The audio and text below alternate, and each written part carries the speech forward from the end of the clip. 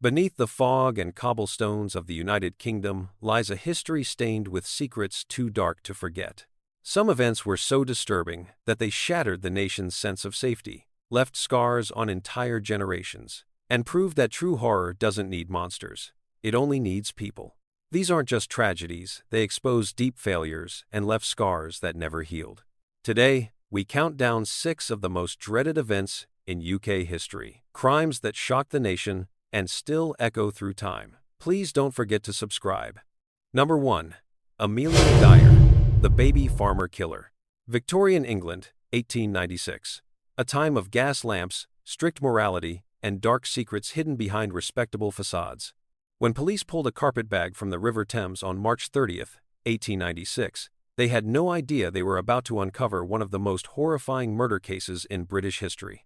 Inside the bag was the tiny body of a baby girl, strangled with white edging tape, a brick tied to the bundle to weigh it down. The tape bore a faint address. That address led them to a woman named Amelia Dyer. Victorian society had a problem it didn't want to talk about. Unmarried mothers faced complete social ruin. Desperate and abandoned, many turned to baby farmers, women who, for a fee, would take in unwanted infants and supposedly find them good homes or care for them. It was an unregulated industry built on desperation and shame. Amelia Dyer was a baby farmer, but she had no intention of caring for these children. For nearly 20 years, Dyer operated in plain sight, advertising her services in newspapers, promising loving care to children nobody wanted. Young mothers, terrified and alone, handed over their babies along with whatever money they could scrape together. They believed their children would have a chance at life. They were wrong. Dyer didn't care for these infants. She killed them, quickly, efficiently, coldly. She would strangle them with tape or drown them, wrap their tiny bodies in parcels, and dump them in the Thames. No grave, no ceremony. Just the dark water closing over another forgotten life. The babies disappeared without a trace. No one asked questions. No one investigated.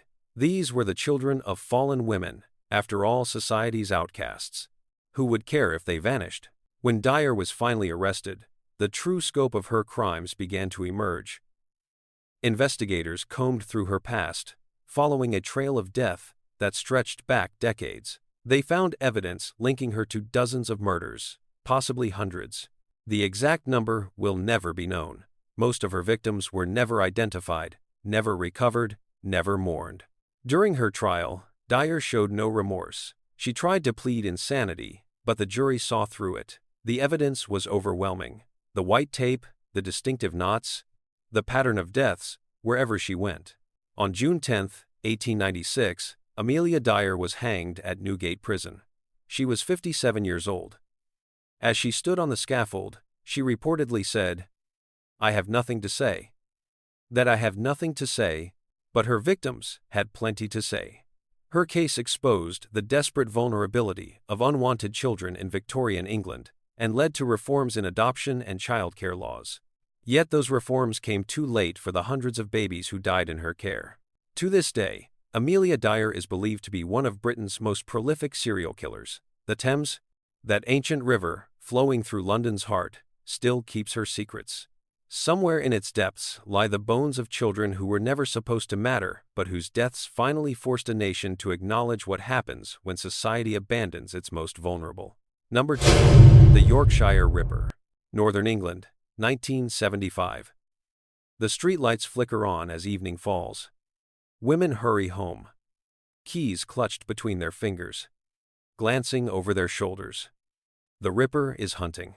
For 5 years, a shadow stalked the streets of Yorkshire and Manchester.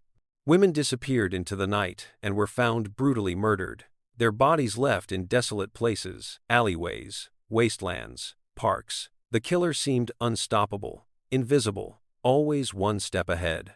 They called him the Yorkshire Ripper, invoking the ghost of Jack the Ripper nearly a century earlier. But this wasn't Victorian London.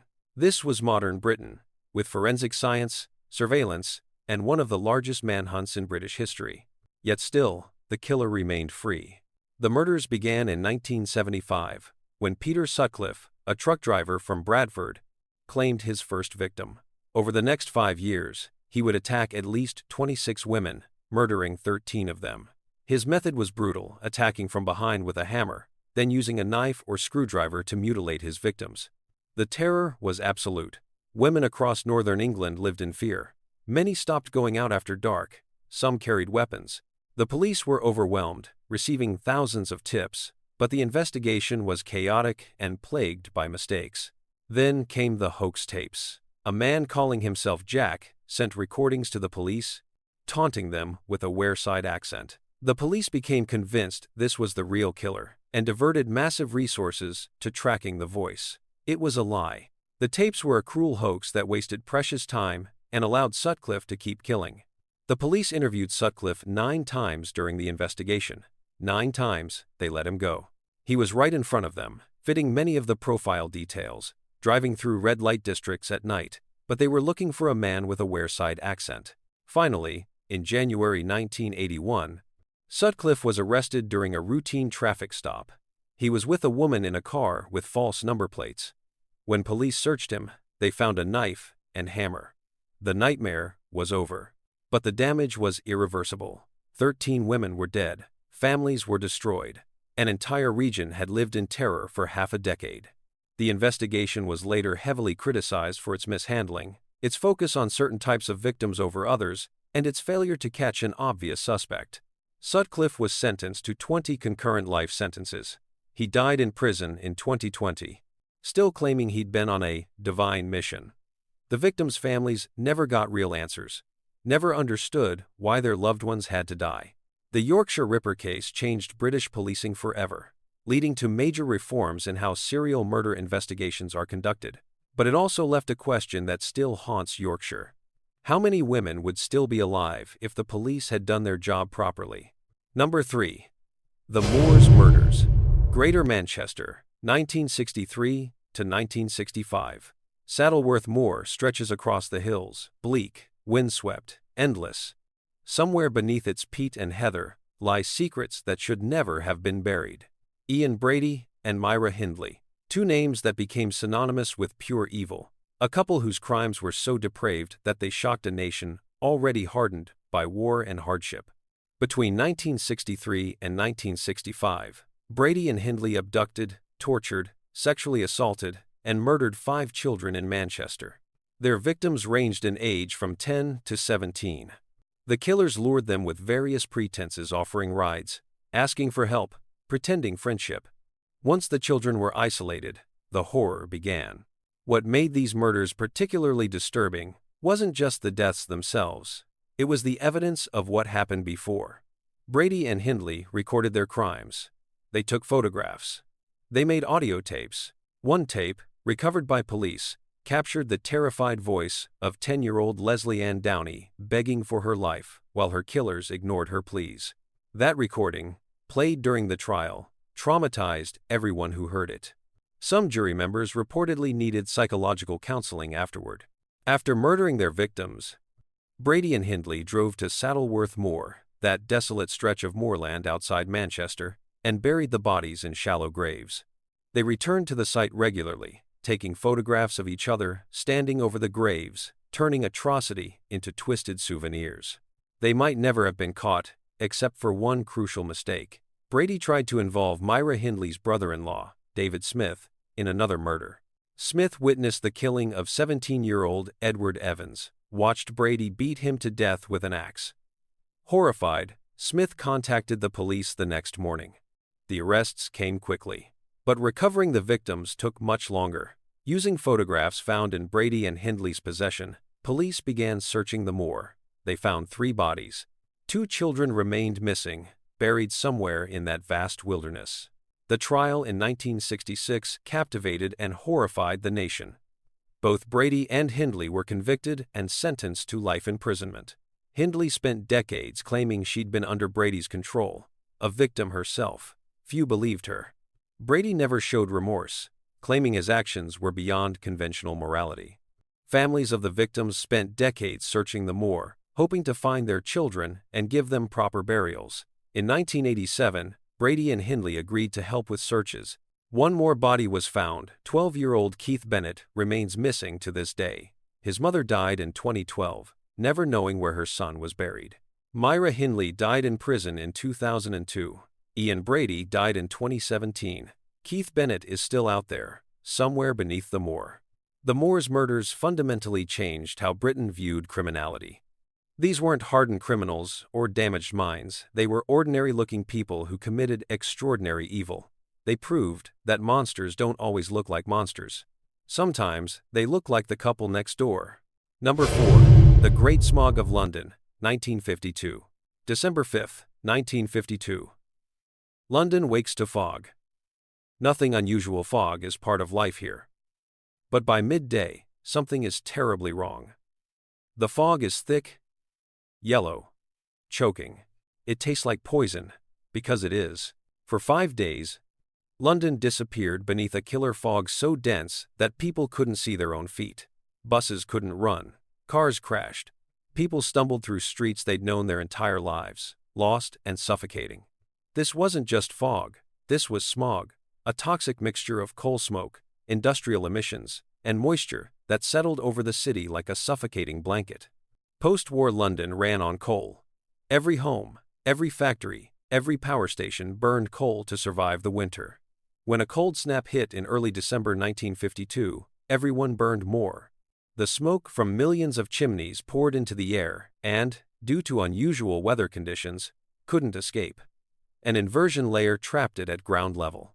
The smog grew thicker by the hour. It seeped into buildings, into lungs, into everything. Visibility dropped to less than a foot. Ambulances couldn't navigate. Hospitals overflowed. The elderly and children struggled to breathe. At first, Londoners were irritated but not alarmed. Fog was normal. But this fog was different. This fog was killing them. People collapsed in the streets, gasping for air. Others died in their homes, drowning in their own fluid-filled lungs. The smog contained sulfur dioxide, nitrogen oxides, and particulate matter at levels never seen before or since. Every breath was poisonous. When the weather finally changed on December 9th and the wind cleared the air, the immediate crisis seemed over. But the deaths continued. Respiratory illnesses spiked. Heart attacks multiplied. The sick kept dying for weeks afterward. Official reports initially claimed about 4,000 deaths. Modern research suggests the true number was closer to 12,000 people, one of the deadliest environmental disasters in British history. What made the Great Smog truly dreadful wasn't just the death toll. It was the realization of what had killed them. This wasn't a natural disaster. This wasn't an unforeseeable tragedy. This was the direct result of industrial pollution, governmental neglect, and prioritizing economic growth over public health. The government initially tried to downplay it. Officials blamed fog, blamed the weather, blamed anything except the coal burning that was the obvious cause. But the public outcry couldn't be ignored. In 1956, Parliament passed the Clean Air Act, the first major legislation to tackle air pollution. The Great Smog changed everything. It forced Britain to confront the environmental consequences of industrialization. It led to cleaner fuels, better regulations, and ultimately saved countless lives. But for 12,000 people in December 1952, that change came too late. They suffocated in their own city, killed by the very air they breathed, sacrificed on the altar of progress and profit. Number 5. Jack the Ripper, Whitechapel, London. Autumn, 1888. Gas lamps flicker in the narrow streets. Women walk alone through the fog, selling the only thing they have left. And somewhere in the shadows, Jack is waiting. No list of Britain's darkest moments would be complete without him, the killer who became a legend, whose identity remains unknown, whose crimes spawned 100 theories and 1,000 nightmares. In the autumn of 1888, someone stalked the impoverished streets of Whitechapel, targeting the most vulnerable women in London. At least 5 women, Mary Ann Nichols, Annie Chapman, Elizabeth Stride, Catherine Eddowes, and Mary Jane Kelly, were brutally murdered and mutilated.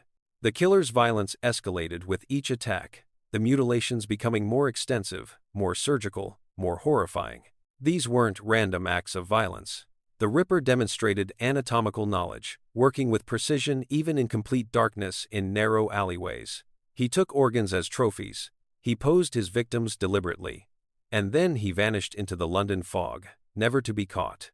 The murders terrified Victorian London. The police were overwhelmed. The press sensationalized every detail. Letters claiming to be from the killer arrived at newspapers and police stations, signed Jack the Ripper, a name that stuck, though whether the letters were genuine remains debated. What made Jack the Ripper particularly dreadful wasn't just the murders themselves, it was what they revealed about Victorian society. His victims were impoverished women, forced into prostitution by desperate circumstances. Society viewed them as disposable. The police investigation was hampered by class prejudice, territorial disputes, and primitive forensics. Hundreds of suspects have been proposed over the years: doctors, butchers, artists, even members of the royal family. Modern investigators have used DNA analysis, geographic profiling, and historical research, but the truth remains elusive. Jack the Ripper was never caught. The murders stopped as suddenly as they began. Whether the killer died, was imprisoned for another crime, left the country, or simply stopped by choice, nobody knows. But his legacy endures. Jack the Ripper became the template for the modern serial killer mythos: the intelligent predator, the taunting letters, the police baffled, the public terrified. He's been the subject of countless books, films, theories, and obsessions. The five women, Mary Ann, Annie, Elizabeth, Catherine, and Mary Jane, deserve to be remembered not just as victims of a famous killer, but as human beings crushed by poverty and Victorian morality, who died alone in the dark while the city slept. Whitechapel has changed. The narrow alleys are gone. The poverty has eased. But on foggy autumn nights, when the streets are quiet, some people still feel watched, still sense something lurking in the shadows. Jack the Ripper's greatest crime wasn't just murder. It was showing how easily evil can hide in plain sight, and how completely someone can vanish, leaving only questions and corpses behind. Number 6. The Hillsborough Disaster. Sheffield, April 15, 1989.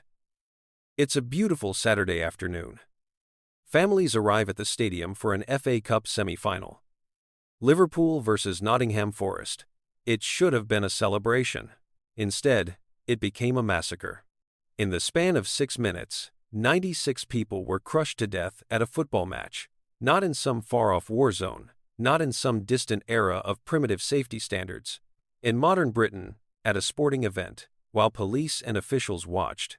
Hillsborough Stadium was poorly designed for large crowds. The Leppings Lane Terrace, where Liverpool fans were allocated, had limited entry points and inadequate capacity assessment. As kickoff approached, thousands of fans waited outside, growing anxious. The police, fearing crowd trouble outside the stadium, made a fatal decision. They opened an exit gate to relieve the pressure. Over 2,000 fans poured through, and, following the natural flow, headed into the already overcrowded central pens behind the goal. There was no crowd management, no warning system, no maximum capacity enforcement. The pens filled beyond safe limits. People at the front were pinned against the fencing installed to prevent pitch invasions, but now creating a death trap with nowhere to escape. As the match began, the crush intensified. People screamed for help. Those at the front suffocated standing up, unable to breathe, unable to fall, trapped in a vertical coffin of human bodies. Parents held children above their heads, desperate to keep them breathing. Faces turned blue. Bodies went limp. On the pitch, players noticed something was wrong. The match was stopped 6 minutes after kickoff. Fans broke down the fencing to pull people to safety. Advertising hoardings were torn down to use as stretchers. The pitch became a triage area, then a morgue. 96 people died. Hundreds more were injured. The youngest victim was 10 years old. The oldest was 67. They went to watch football and never came home. But the horror didn't end with the deaths. What followed was perhaps even more devastating: the cover-up. Police immediately began a campaign to shift blame onto Liverpool fans, claiming drunkenness and hooliganism caused the disaster. The Sun newspaper infamously published lies about fans robbing the dead and attacking police. For decades, the official narrative blamed the victims. Families fought for justice. For 27 years, they battled lies, obstruction, and institutional indifference. Files were altered, evidence was suppressed, witnesses were coached. Finally, in 2016, 27 years after the disaster, an inquest jury ruled that the 96 were unlawfully killed due to police failures. Gross negligence, not hooliganism. Victims, not villains. The Hillsborough disaster changed British football forever. All-seater stadiums became mandatory, safety regulations were overhauled. But it also revealed something darker: how institutions will protect themselves rather than admit fault, how authority will lie rather than accept responsibility, how long justice can take when those in power don't want it found. To this day, Liverpool has never forgotten. Every April 15th, the city remembers 96 names, 96 lives, 96 reasons why truth matters. These 6 events remind us that darkness isn't just history, it's a warning.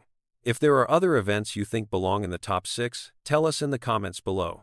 And if you want more powerful stories like this, subscribe and stay with us.